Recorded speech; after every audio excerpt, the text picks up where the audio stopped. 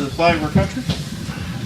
I pledge allegiance to the flag of the United States of America and to the republic for which it stands, one nation, under God, indivisible, with liberty and justice for all. Evening, everyone. Welcome to the August 5th regular state council meeting. Roll call, please. Mr. Hampton. Here. Mr. Locke. Here. Mr. Loomis. Here. Mr. Redfern. Here. Miss Smith. Here. Mr. Walters. Here. First on the agenda this evening, need a motion to approve the fiscal officer minutes from the previous meetings. So moved. Second. Any discussion on those minutes? Roll call. Mr. Hampton. Yes. Mr. Locke. Yes. Mr. Loomis. Yes. Mr. Redfern. Yes. Miss Smith. Yes. Mr. Walters. Yes.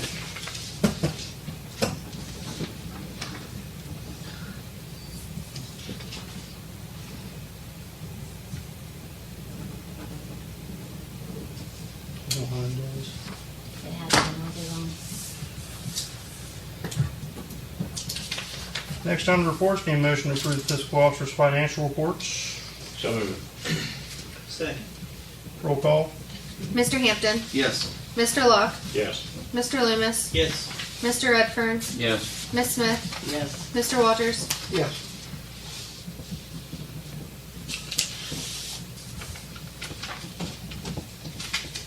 Jan, anything this evening for us?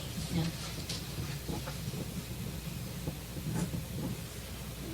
Okay.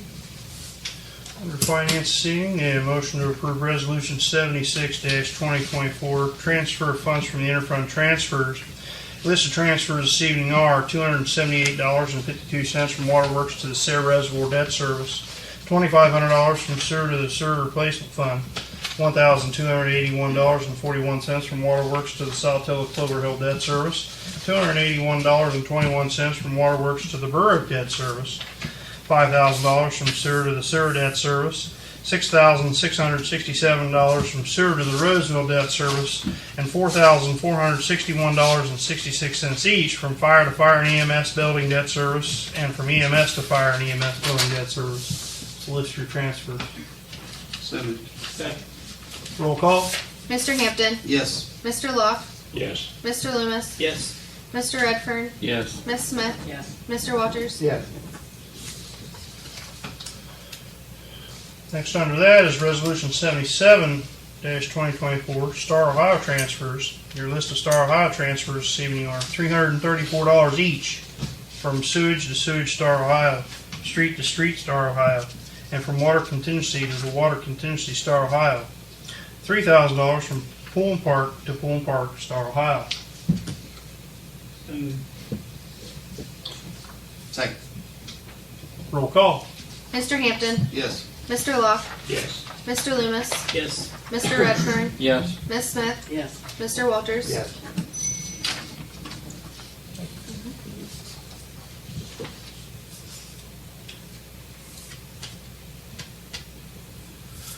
Under that, Resolution 78-2024, bills to be paid. So moved. Second. Roll call. Mr. Hampton. Yes. Mr. Locke. Yes. Mr. Loomis. Yes. Mr. Redfern. Yes. Miss Smith. Yes. Mr. Walters. Yes.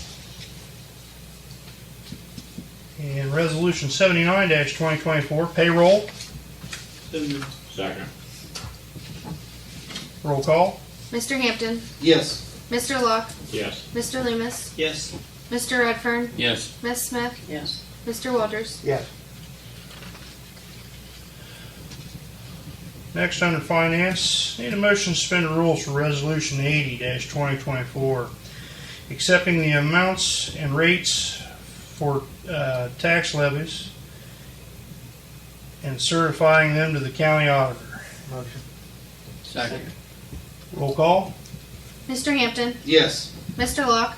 Yes. Mr. Loomis. Yes. Mr. Redfern. Yes. Miss Smith. Yes. Mr. Walters. Motion to accept Resolution 80-2024, accepting the amounts and rates for tax levies and certifying them to the county auditor. So moved. Second. Roll call. Mr. Hampton. Yes. Mr. Locke. Yes. Mr. Loomis. Yes. Mr. Redfern, Yes. Miss Smith, Yes. Mr. Walters. Yes. Council, I'm going to pass that around. It needs all 6 signatures, and then Bill, at the end, you need to sign as well at the end.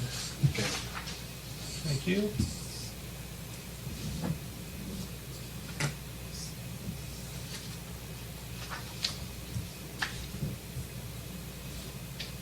Chiefs, anything this evening? Carl? No, not really. No? Chief? I had one that was coming, but he's not going to be able to make it, so I told him to be here next Monday. Yep, workshop. I guess we do a few applications waiting on background checks. Okay. Let me know.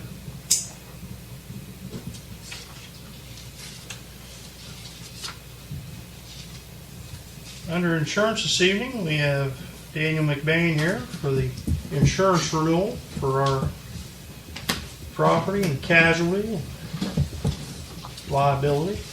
Great. Thank you, Council, Mayor. I did a little bit of this last year, but I think before we get into it, as I was talking to Mayor as we came in, just give you a little bit of a landscape of insurance and what's going on in the insurance market. You probably feel this all the way down to your home and your auto, but the property and casualty insurance market has been reeling for a couple of years. Really, it was heading this direction prior to COVID. COVID kind of shot it into hyperdrive with the inflation, the economic inflation. So to kind of give you just a few statistics of what's going on, so State Farm Insurance, they lost $14 billion last year, billion with a B. They lost $13 billion the year before that. Those are the 2 largest underwriting losses in the company's history. We as an industry, we function what we call a combined ratio, and so the combined ratio is pretty simple. It's the expense ratio, what it takes to run the company, plus the loss ratio, what it takes, what we pay out in claims. If that ends under 100, the carriers win, they make some money. If it ends over 100, they lose. A good year is considered a 95 to a 98, make 2 to 5% profit. The industry average combined ratio in 2023 was 114. Which is really unprecedented. So they paid out $1.14 for every dollar in premium they took in, and obviously carriers can't maintain that for very long. And so that's driving rate increases. So I just kind of give you that, not only has the rate increases, but coverage restrictions have gone into place. Minimum deductibles are on the increase. It's just a whole different ballgame than we've been playing with really ever. If you read insurance journals, they'll reference the market of the 1980s and say that nothing has been seen like this since then, and really most of them are saying that this is worse than what it was then. So I just kind of give you that to understand some of the rate increases and kind of where we're headed. But we'll just page through this. I think if did everyone get a copy? I passed these out. Great. So we'll just page through this together. This is obviously the renewal with Public Entities Pool. They are an insurance pool specific to the state of Ohio for municipalities. They do what they do really, really well. They've been in business since 1987. They have a very large amount of member equity, which is what makes them financially stable as an entity. And they have plenty of endorsements. So paging through this, the first thing, I'm not going to read this to you word for word, the first where it says, Dear Pet Member, is that because of the hard market and because of the member equity that they have developed over the years, they have applied basically a loyalty credit to every member's premium. They did this last year to try to offset some of the hard market. They're doing it again this year. The credit that they've applied to your specific village is just under $1,300. But just so you know that kind of comes off, and Lacey would see that in the invoice. So if we flip the next page, this is a good summary of coverage of just the different liabilities that you have. The village is always selected to have $4 million of liability. You can increase that if you so choose, but that's where we're at now. General liability is what every business or entity should have. That's basic trip and fall type coverage, bodily injury and property damage that the village is found at fault for. You have a $4 million limit with no deductible.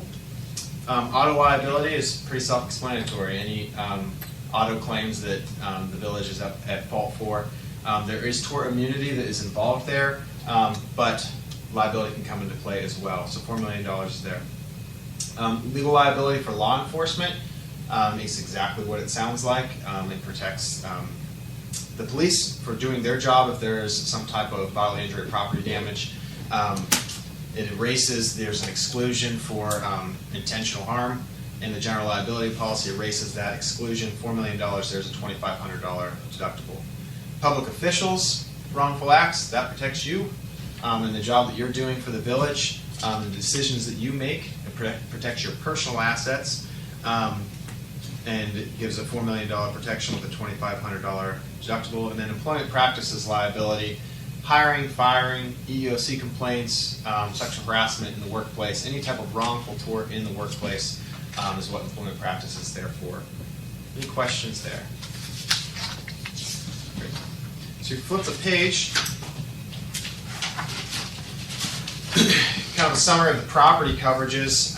The blanket and total insured value, so that's what that is it's a total blanket, which means that all of the property owned is insured together. It's a true blanket, so there's no restriction. A lot of times when there's a blanket involved, there is what they call a margin clause. So if you're building A insured for $1 million, and the margin clause is 10%, they would say, well, yeah, you can borrow from the other buildings if you're underinsured, but only up to 10% more. This is a true blanket. So, and the reason they do that is they do full appraisals of your buildings to determine these values, and they trust that they are accurate. And so, if building A is insured for $1 million and it burns down, and you need $2 million to rebuild it, they're going to give you $2 million because it's encompassed in the total blanket of $22.5 million there. You've always selected to have $1 million of earthquake and flood, which I think is a wise idea. And those do carry higher deductibles of $25,000, which is pretty standard for the industry. To kind of give you another just vote of confidence for PEP and the job that they're doing, the other thing that has been trending in the insurance market is, I mentioned increased deductibles. Our agency has a niche in writing public schools. We've got 20 public schools that we write, their districts. And there's only really 3 carriers in the state of Ohio that play in that world. And one of them, this year rolled on a $100,000 wind and hail deductible to their entire school book. So those are the types of things that are happening, which is pretty difficult for a school district to absorb if they have a wind or a hail claim. Obviously, PEP's not doing that. This part of the beauty of a pool is that they have some freedom and some direction as to how they want to structure the insurance, and they aren't just subject to exactly what the carrier says because they can absorb that within the pool if they had to. So you're not subject to anything like that, but and that's one of the reasons we really like PEP. Crime coverage. Crime is theft of money. Cyber liability is theft of information. Crime is theft of money. So we've always had $100,000. I have quoted in the past to increase that. If that's ever of interest to you, the next step up is $250,000. The last time we quoted, I think it was around $1,200 additional premium. That falls into different buckets: employee theft, computer fraud and funds transfer, forgery. Those are the types of things we're covering under the crime.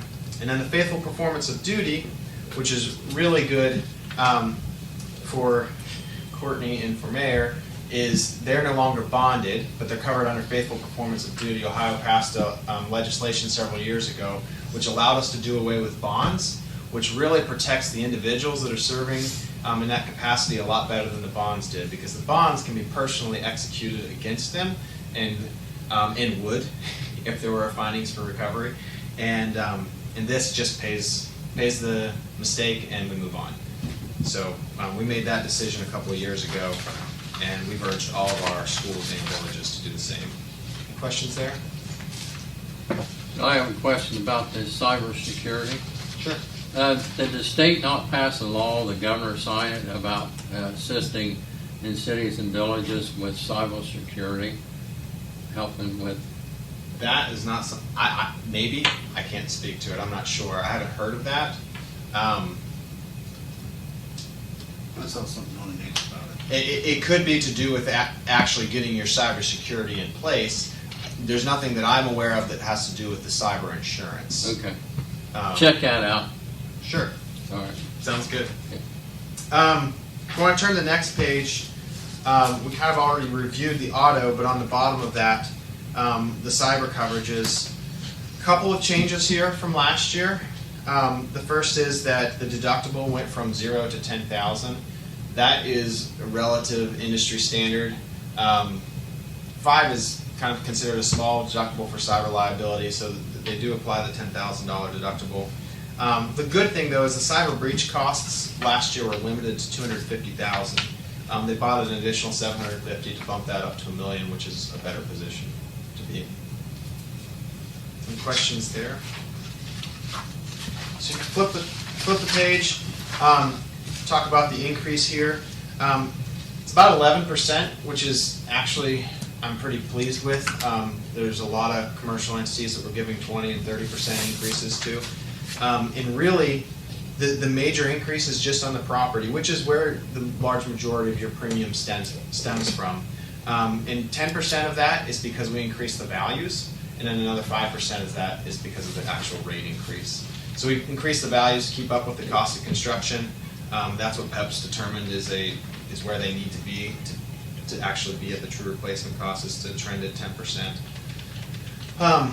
So that compares to that 63.7 compares to 57.1 from last year, so it's about a $6,000 increase, 11%. And really, you should know that the auto liability down through the property, all those different lines, those are all flat. So really, we're looking at a property increase, which makes sense, both because we're insuring more and there's a little bit of a rate increase. And then the only other things I want to point out, there's some information there in the back. One is that the PEP grant program continues to go on, which is basically $1,000 back to you. It's very, very simple it's a one-page thing, and there's always something on their list that I'm sure that you can find to spend money on, and they give you $1,000 back in safety equipment, and I know you've used that, I think, every year that we've had you with PEP. So that continues, so that's really $1,000 off your premium for hopefully things that you're going to buy anyways. And then the other is there's a letter in the back of the different changes in the policies, the things that I think were really important to point out. There's a communicable disease exclusion, which has basically gone on every general liability policy since COVID. So that's been added.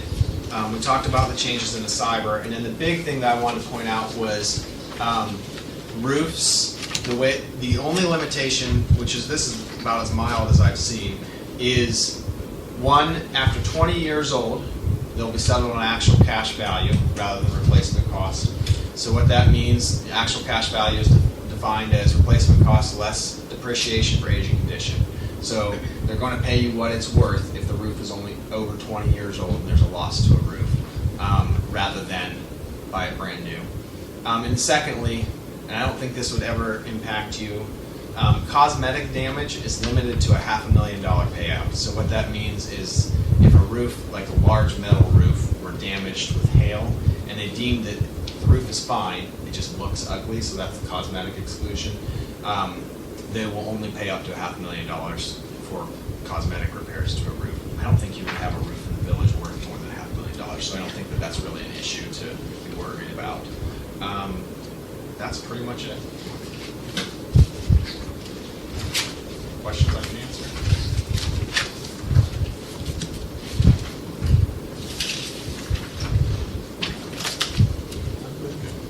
I'll take a copy of that. You don't have a copy? Apologize. My last one. All right, thank you. The last thing I'll say is I just want to let you know that it's a privilege to serve you in this way, and we really appreciate your trust and your confidence. You're great to work with, and we hope that we can do the same. So thank you. Thank you. Thank you, Dan.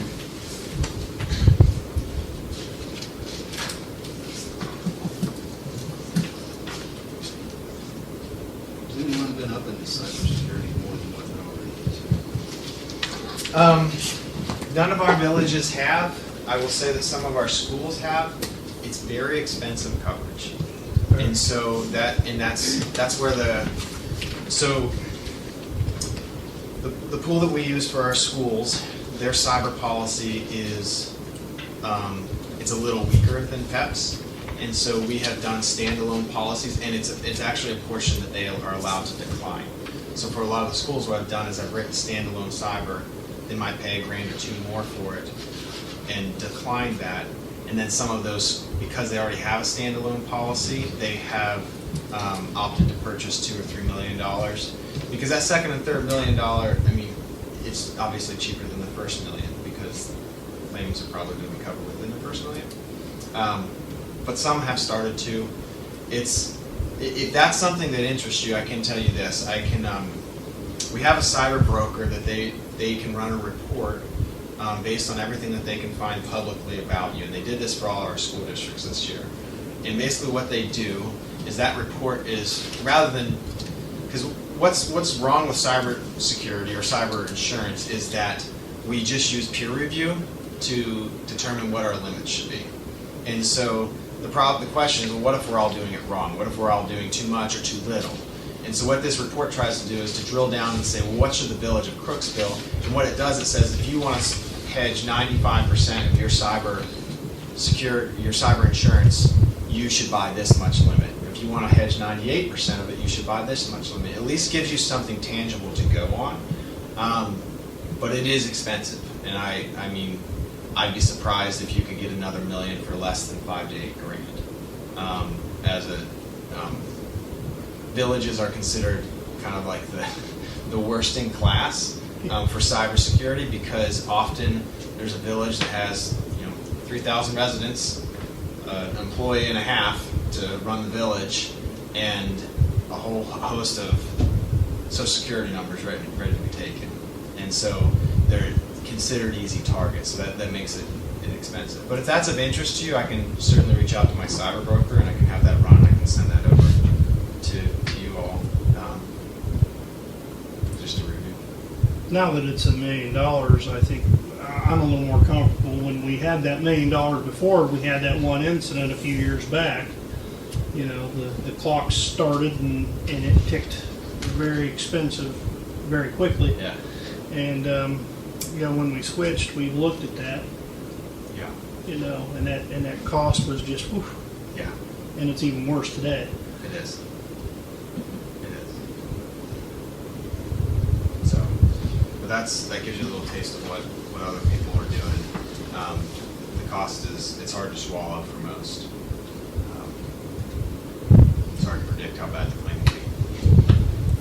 Ransomware, malware, happens every day. Yeah. People always ask how much, and my answer is how bad's the claim going to be. We just don't know. You can insure yourself until you're blue in the face, and who knows? Yep. So. Any other questions? Thank you, sir. Alrighty. I'm going to start my journey back to Wintersville. Appreciate you all. Thank you. Thank you.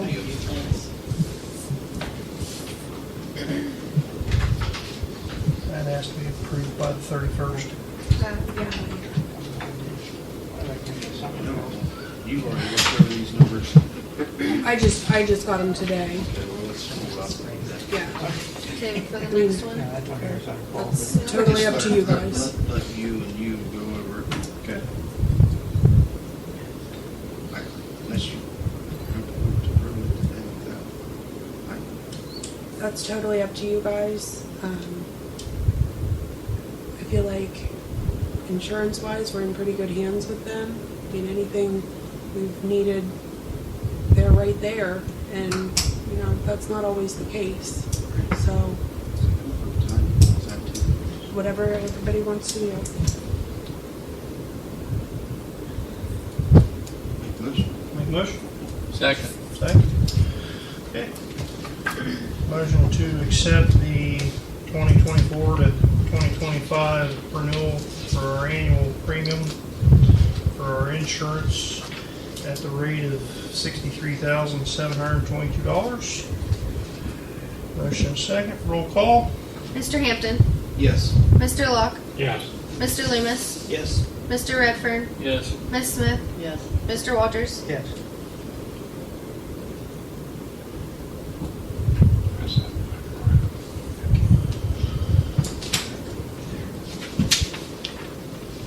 Good. No. Okay. Under other old business seating, a motion to approve the pay raise for Colton Wilson to the rate of $14.50 an hour. Make a motion. Second. Roll You want call. to do them all together, Mayor, separate or how? They're Yeah, separate they're all rates. different. Okay. They're all Okay. separate rates. All right. We have a motion and a second? Yeah. Okay, roll call? Mr. Hampton, Yes. Mr. Locke, Yes. Mr. Loomis, Yes. Mr. Redfern, Yes. Miss Smith, Yes. Mr. Walters. And, again, this was to, going to school and getting his, and obtaining the speed spring license to the state. Under that, motion to approve the pay raise for Mark Dalrymple to the rate of $19 an hour. This raise is due to obtaining his spring license as well. Second. Roll call? Mr. Hampton, Yes. Mr. Locke, Yes. Mr. Loomis, Yes. Mr. Redfern, Yes. Miss Smith, Yes. Mr. Walters. Yes.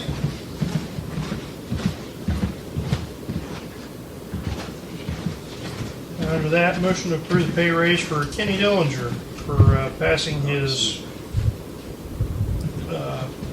level one water license at $18 an hour. Second. Roll call? Mr. Hampton, Yes. Mr. Locke, Yes. Mr. Loomis, Yes. Mr. Redfern, Yes. Miss Smith, Yes. Mr. Walters. Yes. Thanks, Bill. Under new business this evening, is there any other old business to come before council? Okay. Under new business this evening, a motion to suspend the rules to approve resolution 81-2024 authorizing the Perry County engineer to submit an app to participate in the Ohio Public Works Program for issue 2 paving for fiscal year 2025. So moved. Second. Roll call? Mr. Hampton, Yes. Mr. Locke, Yes. Mr. Loomis, Yes. Mr. Redfern, Yes. Miss Smith, Yes. Mr. Walters. Yes. Motion to accept resolution 81-2024, authorizing the Perry County engineer to submit an app to participate in the Ohio Public Works issue 2 program for the 2025 fiscal year. Second. Roll call? Mr. Hampton, Yes. Mr. Locke, Yes. Mr. Loomis, Yes. Mr. Redfern, Yes. Miss Smith, Yes. Mr. Walters.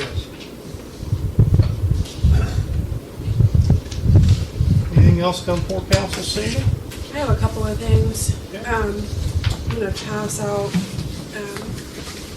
an easement from AEP. Everybody wants to take a look at it. That's for your truck. No, no new trucks. No.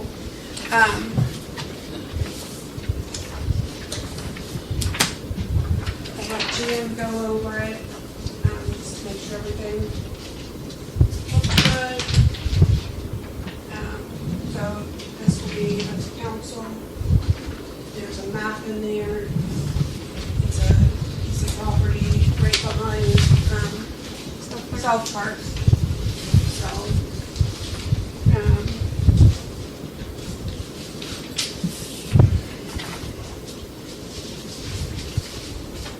So if you'd like to look it over and vote on it tonight, or if you'd like to look it over and wait, that's totally up to you guys. On Exhibit A, it shows it's 0.41 acres. When the guy came in, I spoke to him. Basically, they're gonna come in, do their work, take care of what they need to, put it back the way they found it. So, and they're offering $500. Actually have two easements. There's two there. So One's for there's $10. two different payments. I think one's 2,000 something, the other's 500. There's two different sections they're asking for easements for.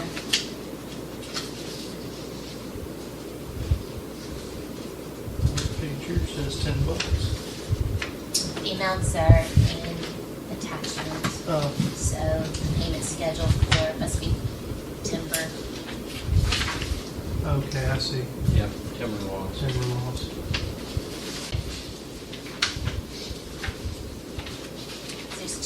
acreages.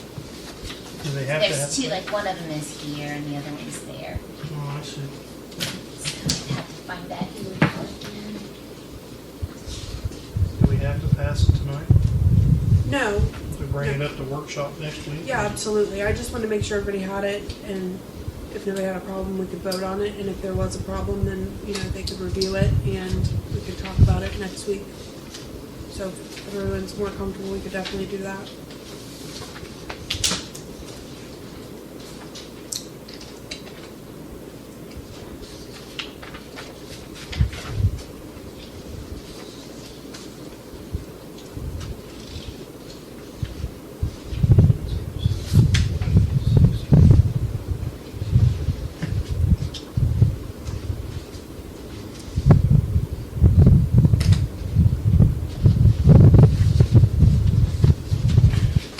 This is for that.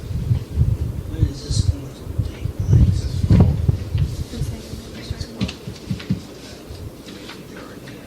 I believe he said within 45 days if it's approved.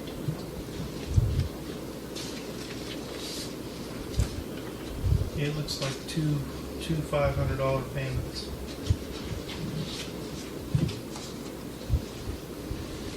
Project bid 3,003 and project bid, well, work orders are the same.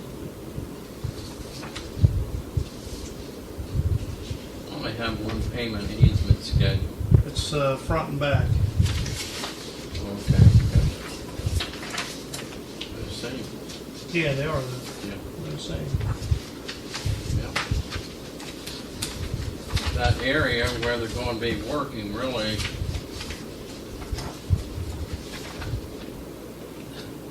It's the wooded area behind Yeah. the apartment buildings. It's what is area down behind the the Crooksville. softball field, Yeah. yeah. Which used to be oil well. People used to take care of that too, didn't they, at that time? Back to where there's an oil well back in there. I think it's fine with me. That easement's not gonna bother anything with us. And the ball season's over, right? Well, they'll be playing, They're playing Next ball fall. now. They got a T-ball league going on back there now for a month. then fall ball starts Yeah. for 8U, 10U, and 12U. That work be done during the day, Yeah, but we might have a bunch of, they said they said they would take the, I want to call it a bridge, but it's not a bridge. cribbing. Cribbing, where they said where the water goes underneath the creek goes underneath the road, there's a culvert there, that they would need to take that culvert out, put a new culvert in, and widen that, to get the trucks back through there. Well, that needed done anyway if you drove over it. I don't disagree, Fred, I'm just saying, you know, It's tight. but if they're gonna do that, and they said they would redo the road that back through the park and the whole bit, because they would be traveling it. So I don't see a problem with Is that in here? This is 500. It's just 500. Yeah. Is that fixing of the road and stuff like that in this easement paperwork? Yeah, it indicates that they repair, but part of it is temporary and part of it is permanent. We know about fixing roads, don't we? Blacktop, Well, actually, the road back through that part, if they fix it any, it'll be better than it normally is. Because that road just will not stay. No, the And you guys went out and graded it, and it was really nice for about 3 weeks. It's been that way. Right. Yeah, it's like there's no bottom in it. there's Soft. there's a lot of four-wheeler traffic back there too, which doesn't help. It doesn't help. Needs to be done. the only question I have is, and I think Fred said something about it, there's a gas well or there's a gas well back there, isn't there, Fred? There's a well somewhere back there. I don't know if it's still in use or not. I haven't been back there but once this year. I think it just- is in use, I saw it pumping. There is a well there. Yeah. And I'm sure they're aware But of it's that. in, Sure. it's not even in the woods. No, it's, Really? No. it's pretty close to It's the. pretty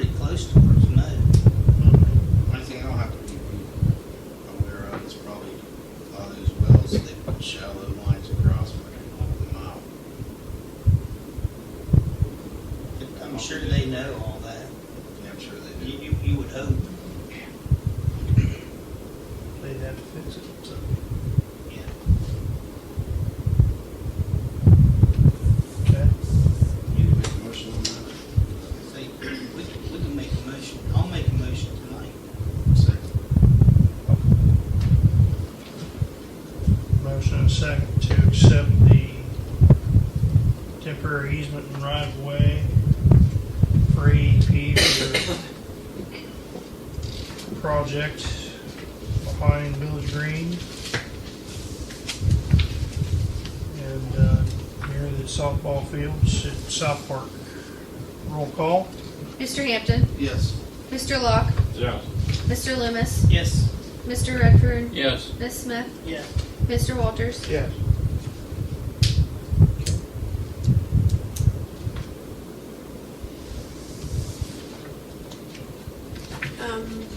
Next bids are due Thursday for the B1, B6, and that project cannot get started fast enough. So, look forward to getting that going. Next, I wanted to pass this out. Last fall, they went out and inspected reservoir number 3, and probably 2 weeks ago or so, I got the results from that. It's not great. So I'm gonna go ahead and just pass it out, that way everybody has it, and then if you get a chance to look over it the next week, in the next workshop, we can go over it.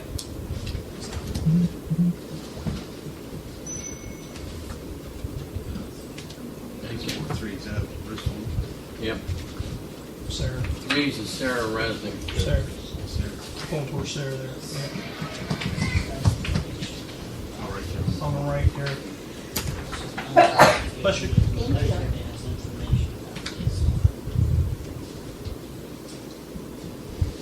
I know it's gonna be good. I'll read that tonight.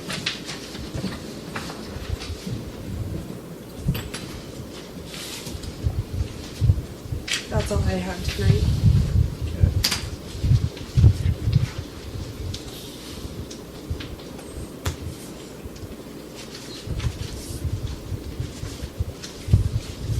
Okay. Anything else come before council this evening? Motion to adjourn? Second. Roll call? Mr. Hampton, Yes. Mr. Locke, Yes. Mr. Loomis, Yes. Mr. Redfern, Yes. Ms. Smith, Yes. Mr. Walters. Yes. We're adjourned.